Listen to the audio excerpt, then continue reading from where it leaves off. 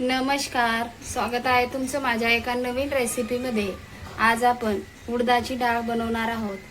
साधी आणि सोपी झटपट तयार होणारी अशी उडदाची डाळ आज आपण बनवणार आहोत। माझी रेसिपी डाळ बनवण्यासाठी 1 वाटी उडदाची डाळ घेतलेली आहे, अर्धी वाटी तुरीची डाळ घेतलेली आहे। डाळी आपण कुकरला लावून घेऊया स्वच्छ धुवून। डाळी धुवून घेतलेल्या आहे, कुकर लावून घेऊया। कुकर च्या ठेवलेला आहे।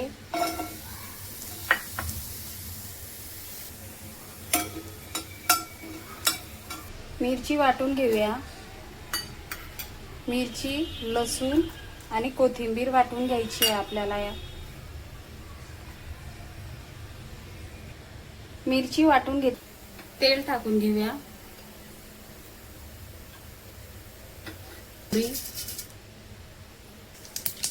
अर्धा चमचा जीरा, कढीपत्ता,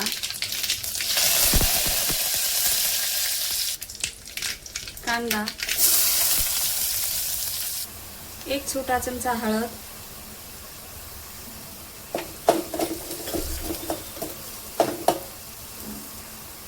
कोथिंबीर टाकूया थोडीशी, गरम मसाला अर्धा चमचा,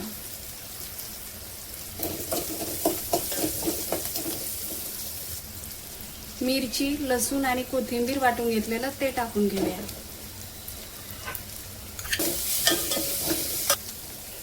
एक चमचा मीठ टाकूया।